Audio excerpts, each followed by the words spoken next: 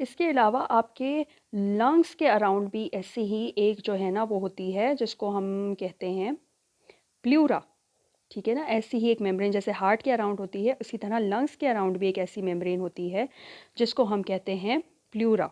और प्लूरा और लंग्स के दरमियान भी एक फ्लूइड होता है जिसको फिर हम कहते हैं प्लूरल फ्लूइड। ठीक है, इसी तरह आपके जॉइंट्स जो होते हैं इनके दरमियान साइनोवियल स्पेस होती है। साइनोवियल स्पेस में भी जो फ्लूइड होता है, साइनोवियम होता है, इसमें भी जो फ्लूइड होता है उसको हम कहते हैं साइनोवियल फ्लूइड। ये भी कुशन के तौर पे एक्ट करता है, शॉक एब्जॉर्ब कर रहा होता है ये। ठीक है ना, तो ईसीएफ जो है इसका सिर्फ एक काम नहीं होता ईसीएफ का। ईसीएफ के आपके पास 3 डिविजन्स होते हैं और उन 3 डिविजन्स के अलग अलग फंक्शंस होते हैं। अच्छा, प्लस इसका एक और फंक्शन जो है वो क्या होता है, that is maintenance of electrolyte balance. Maintenance of your electrolyte balance. Then you have electrolyte balance. ये हम आपको आगे एक्शन पोटेंशियल वाले कंसेप्ट में पढ़ाऊंगी कि इलेक्ट्रोलाइट बैलेंस मेंटेन करना इतना ज़रूरी क्यों होता है। ये सारे कॉन्सेप्ट्स, अच्छा तो मैं क्या कह रही थी कि ये सारे कॉन्सेप्ट्स ना अभी जब आप स्टार्टिंग में पढ़ रहे होते हो ना, आप बोलते हो यार ये क्या मुसीबत है, ये तो छोटी छोटी चीज़ें हैं, क्या क्या बंदा देखे, क्या क्या बंदा पढ़े। बट देन यू रियलाइज जैसे जैसे आप एडवांस करते जाते हो आपको समझ में आता है कि ये इतना छोटा सा चीज़ है ये इलेक्ट्रोलाइट बैलेंस, पर इससे बड़े बड़े मसले हो सकते हैं, इवन पेशेंट्स की डेथ भी हो सकती है। सो दैट्स वाई इनको समझना बहुत ईजी सी चीज़ है। मैं आपको इसका एक ट्रिक भी बता दूंगी कि आप लोग किस तरह इसको समझ सकते हैं, बट इनको समझना बहुत इंपॉर्टेंट है। सो इसको फिजियो में एक छोटा सा कॉन्सेप्ट समझ के, ये नहीं है कि बस आपने इसको वो कर दिया, इग्नोर कर दिया कि बस एक दफ़ा पढ़ना है बाद में नहीं, या आपका इवन अभी मैं हाउस जॉब कर रही हूँ, या हाउस जॉब तक में इंपॉर्टेंट है। और वो अब मैं आपको बताती हूँ कि क्यों। थोड़ा सा मैं आगे जो है अभी ये इसका लास्ट पॉइंट था, it also maintains your acid base balance. ठीक है, helps maintain acid base balance. Then you have one more thing, ECF का एक दूसरा नाम भी होता है। ईसीएफ का दूसरा नाम क्या होता है, it is also known as milieu interior या फिर environment internal environment of the body.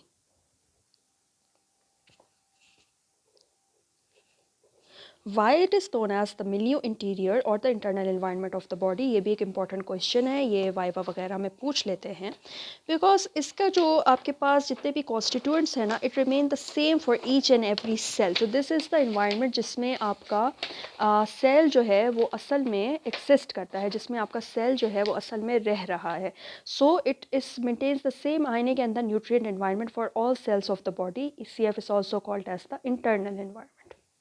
ठीक है, बिकॉज एक तरह से जैसे मैंने अभी आपको बताया ना, आपका घर जो है वो इस इन्वायरमेंट के अंदर मौजूद है। ठीक है, आपके घर के बाहर जो भी इन्वायरमेंट होता है, यू कैन से वो सारा का सारा इनक्लोज्ड है किस में, आपके अर्थ के अंदर ना। तो अर्थ के अंदर जितना वो सारा का सारा इन्वायरमेंट है उसको समझ लो, और आपके घर के बाहर वो समझ लो आपका ईसीएफ है, and that makes your internal environment of the body. ठीक है, फिर हम लोग आईसीएफ के कुछ फंक्शंस देख लेते हैं, बिकॉज आईसीएफ भी ज़रूरी है। अभी मैंने आपको बताया, ठीक है, आईसीएफ के फंक्शंस इतने पूछते नहीं है, ईसीएफ के फंक्शंस ज़्यादा पूछते हैं। ठीक है, तो ईसीएफ के फंक्शंस आप जो है वो याद कर लो। ठीक है, ईसीएफ के फंक्शंस जो है वो आप अच्छे से याद कर लेना। बाद में आईसीएफ के फंक्शंस जो हैं उसमें आपके पास आता है maintenance of cell structure. Number 2 is the production of waste। Production of waste ICF में होती है। न्यूट्रिएंट रिमूवल जो है, सॉरी वेस्ट रिमूवल जो है वो किस में होता है, ईसीएफ में। यूज ऑफ न्यूट्रिएंट्स, आईसीएफ वो इन्वायरमेंट प्रोवाइड करता है जिसमें सेल न्यूट्रिएंट्स यूज कर सकता है। प्रोडक्शन ऑफ वेस्ट, ठीक है, प्रोडक्शन ऑफ वेस्ट वो इन्वायरमेंट प्रोवाइड कर रहा है जिसमें सेल अपना वेस्ट निकाल सकता है और प्रोड्यूस भी कर सकता है। Performance of metabolic functions. जितने भी मेटाबॉलिक फंक्शंस है एक मीडियम प्रोवाइड करता है आईसीएफ, जिसमें वो सारे के सारे मेटाबॉलिक फंक्शंस जो हैं वो आपका सेल कैरी आउट कर सके। ठीक हो गया। Now we come upon the constituents that make up your ECF. अच्छा, इन कॉन्स्टिट्यूएंट्स को ना, ये अभी मैं आपको बात कह रही थी, जो इलेक्ट्रोलाइट बैलेंस भी है। अच्छा, इलेक्ट्रोलाइट बैलेंस जो है ना, it is made up mainly by your sodium and potassium ions. ठीक है, ये एक्शन पोटेंशियल में और अच्छे से पढ़ेंगे। एक्शन पोटेंशियल क्या है? इट इज़ दैट इलेक्ट्रिसिटी, वो बिजली है जिसकी बेसिस पे सेल चलता है। ठीक हो गया।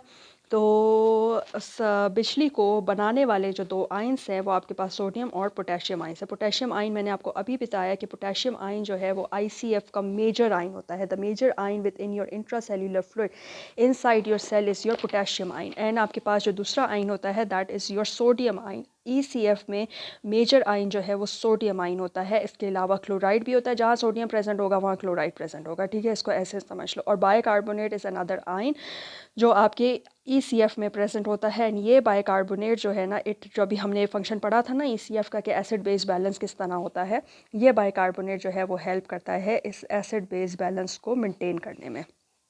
ठीक हो गया। देन हम आएंगे कि यार ये इतना बड़ा टेबल होता है। ठीक है, आप लोग ने जिन्होंने फिरदौस पढ़ी हुई है, जिनके पास फिरदौस मौजूद है, और जिनके पास नहीं उनके लिए मैं ये टेबल यहाँ स्क्रीन पे वो करें, आप स्क्रीनशॉट ले सकते हैं। वो सब ये सोचेंगे कि यार इतना बड़ा टेबल है, इतनी वैल्यूज़ हैं, इनको याद कैसे रखना। इनको याद मत करो, इनके रट्टे मत लगाओ। वार्ड्स में जाओ, आप सब मेडिकल कॉलेज में हो, साथ में हॉस्पिटल होगा, नहीं है तो किसी आपके पास इंटरनेट मौजूद है, सर्च सीरम इलेक्ट्रोलाइट्स। ठीक है ना, वार्ड में जाओ, कह दो किसी पीजी से किसी अपने हाउस ऑफिसर से कि यार मुझे पेशेंट के सीरम इलेक्ट्रोलाइट्स देखने। सीरम इलेक्ट्रोलाइट्स में आपके पास होते हैं सोडियम, पोटेशियम, कैल्शियम, क्लोराइड। अच्छा, सीरम इलेक्ट्रोलाइट ऐसा टेस्ट है हम हर पेशेंट पे करवाते हैं। ठीक है ना, जब हमारे पास पेशेंट आता है वार्ड में, हम उसका सीरम इलेक्ट्रोलाइट ज़रूर भेजते हैं। एंड उसको सीरम इलेक्ट्रोलाइट इसीलिए कह रहे हैं क्योंकि आपके ईसीएफ में ये सारे के सारे आइंस मौजूद होते हैं। ठीक है, ये चार जो हैं sodium, potassium, calcium, chloride. Usually calcium हम अलग से बोलते हैं यहाँ पे, कुछ लोग जो है वो कैल्शियम करके भेजते हैं, पर कुछ में जो है वो अलग से बोलना पड़ता है। पर यूजुअली सोडियम, पोटेशियम, क्लोराइड जो है ना वो आपके सीरम इलेक्ट्रोलाइट्स में पहले से लेबॉर्ट्री से होकर आता है। आप उसको देखो, उसमें रेंज मौजूद होती है। ठीक है, इन तीनों की, चारों की रेंजेस मौजूद होगी, वहाँ से आप इसको टैली करते रहो। जितने आप टेस्ट देखते रहोगे सीरम इलेक्ट्रोलाइट्स के, उतनी आपको रेंज याद होती रहेगी। और उसको टैली किस तरह करो? सोडियम ज़्यादा है, सोडियम कम है, सोडियम नॉर्मल है। पोटेशियम ज़्यादा है, पोटेशियम कम है, पोटेशियम नॉर्मल है। कैल्शियम ज़्यादा है, कैल्शियम कम है, कैल्शियम नॉर्मल है, सो ऑन। सो ये आपके जो है ना वो इन सीरम इलेक्ट्रोलाइट्स को आपको बार बार रट्टा लगाने की ज़रूरत नहीं कि ओह सोडियम की जो कंसनट्रेशन है 135 to 145 होती है और नॉर्मल जो है वो हमें इसके दरमियान ही मिलेगी, और अगर जो है वो इससे ज़्यादा हुई तो हाइपरनेट्रीमिया, कम हुई तो हाइपोनेट्रीमिया। ये आपको रट्टा नहीं लगाना पड़ेगा। आप वहाँ पर जाओगे, आप टेस्ट देखोगे, आपको वो टेस्ट देख देख कर आपका रिफ्लेक्स जो है ना वो खुद मेमोरी जो है वो बनती रहेगी। एंड एक दिन आएगा आपको जो इसको देखने की भी ज़रूरत नहीं पड़ेगी, आप ऐसे ही बोलोगे जो है ज़बानी आप बताओगे लोगों को कि सोडियम की ये कंसनट्रेशन होती है नॉर्मल, ये ज़्यादा हो जाए तो ये होगी, ज़्यादा कम हो जाए तो ये होगा। इसी तरह आप पोटेशियम का बोलोगे।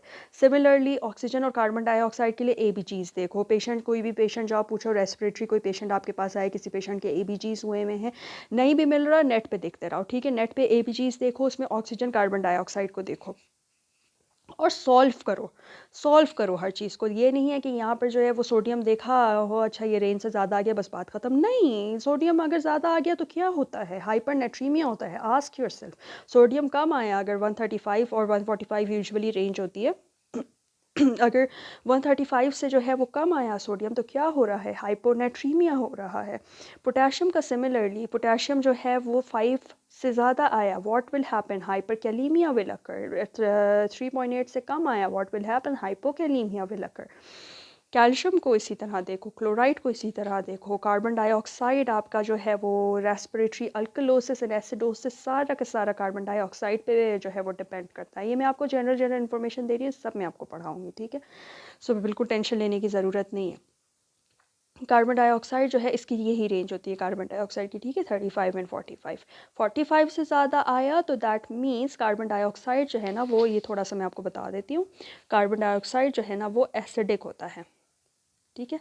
कार्बन डाइऑक्साइड अगर 45 से ज़्यादा आया, इसका मतलब कि बॉडी में एसिड इंक्रीज़ हो रहा है। जब एसिड जो है वो इंक्रीज़ हो रहा है तो क्या होगा, जब इंक्रीज़ हो रहा है एसिड तो आपके पास जो है वो रेस्पिरेटरी एसिडोसिस होता है। और जब यही कार्बन डाइऑक्साइड जो है वो डिक्रीज़ हो रहा है तो आपके पास जो है वो क्या होगा, रेस्पिरेटरी अल्कालोसिस होगा, ठीक है। एसिड डिक्रीज़ होता है तो अल्कालोसिस होता है, एसिड इंक्रीज़ होता है तो एसिडोसिस होता है।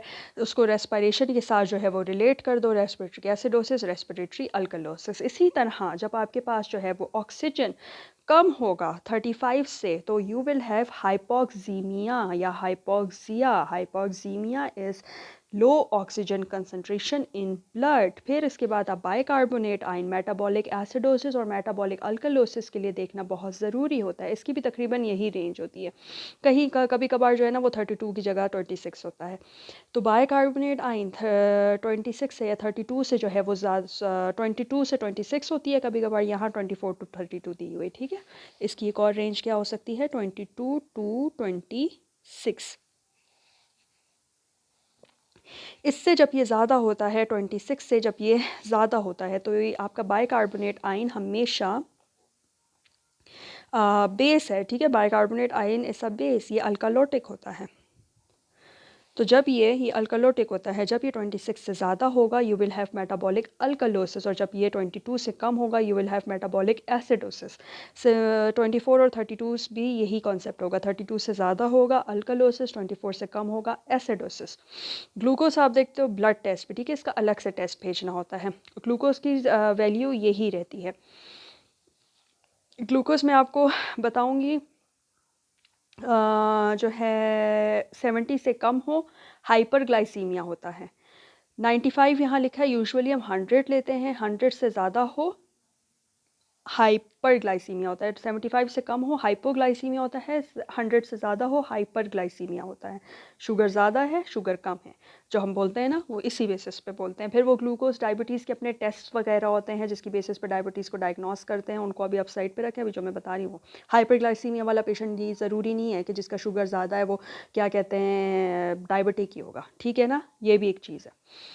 फिर एसिड बेस, ये भी आप देखते हो एबीजीज पे, ठीक है, ये वहाँ पे पीएच है, this is similarly your pH, ठीक है, sorry simply this is your pH आप जो है वो एबीजीज पे देखते हो। तो एबीजीज पे आपने यूजुअली आप कार्बन डाइऑक्साइड, बाइकार्बोनेट और पीएच देखते हो, ठीक है, ये ज़्यादा इंपॉर्टेंट होता है। ऑक्सीजन हम एबीजीज पे कम ही देखते हैं, कुछ कुछ कंडीशंस के लिए देखते हैं, ठीक है। तो आप जाओ अपने क्लिनिकल वार्ड्स वगैरह में जाओ, उनमें आप जो है वो टेस्ट मांगो, पेशेंट की टेबल्स पे टेस्ट पड़े होते हैं, सीरम इलेक्ट्रोलाइट्स निकाल के देखो, एबीजीज निकाल के देखो हाइपोनेट्रीमिया है, हाइपरनेट्रीमिया है, यूजुअली उसमें हम पोटेशियम के डिसऑर्डर्स देखते हैं, हाइपरकैलीमिया है, हाइपोकैलीमिया है, क्या होते हैं ये, इसमें क्या होता है, इसके सिम्टम्स वगैरह, साइन सिम्टम्स देखो, ये मैं अलग वीडियो में आपको पढ़ाऊंगी ज़रूर, पर अपना दिमाग भी चलाओ, देखो इन चीज़ों को वहाँ पे जाके, इनके रट्टे लगाना ना, ये क्योंकि ये हरकतें हम लोग कर चुके हैं, ये गलतियाँ हम लोग कर चुके हैं, मैं ये चाहती हूँ कि आप लोग उन गलतियों को रिपीट ना करें।